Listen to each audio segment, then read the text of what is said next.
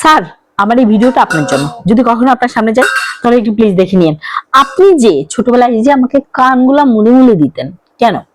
সামান্য গান পারতাম না তাই? আচ্ছা, সবার কি গলার কণ্ঠ, গানের সুর এক থাকতে হবে? ও আপনি সুন্দরভাবে গান গান, আর আমরা সুন্দরভাবে গান গেতে পারি না বিধায় আমাদের কানগুলো মুলে মুলে লাল করে দিবেন? এটা কি ঠিক? বলেন।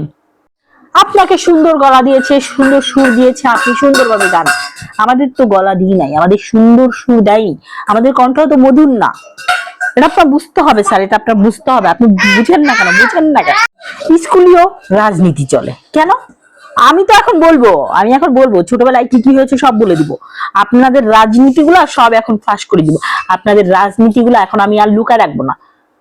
আমিও ভালোই পড়াশোনা করতাম, ভালোই রেজাল্ট করতাম, অঙ্কে 100-র ভিতর 100 পেতাম। তারপরেও আমার রোল কত দিতেন বলেন? আমার রোল 33 সারা বছর 33। কেন? যারা 1-2 রোল করে তাদের থেকে তো কম, মানে ভালো রেজাল্ট আমার না, তাই না? ভালোই তো ভালো রেজাল্ট ছিল। বরং আমার থেকে যারা খারাপ রেজাল্ট করে, যারা খারাপ স্টুডেন্ট, তাদের রোল হতো 10, 5। ও মা, এত রাজনীতি কিসের? ও, ওগুলো আপনাদের বাচ্চা কাচ্চা ছিল, এর জন্য আপনারা রোল গুলো এক সুন্দর করে 1, 2, 3, 4 বাই টু বাই করে সাজাই সাজাই দিতেন, তাই না? আর আমাদের বাবা মা তো এই স্কুলের টিচার না, এর জন্য আপনারা যা ইচ্ছা তা করেছেন আমাকে নিয়ে।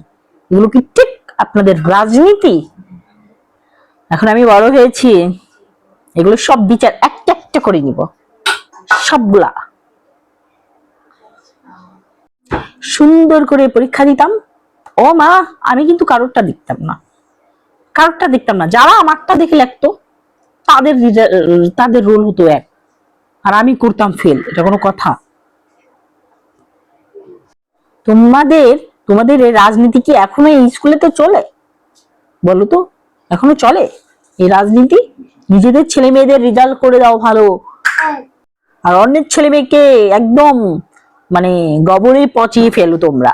তোমাদের খেয়ে দিয়ে তো আর কোনো কাজ নেই, তোমাদের কাজগুলাই এগুলা। একটা একটা করে সব কটাকে ধরবো, একটা একটা করে সব কটাকে ধরবো আমি।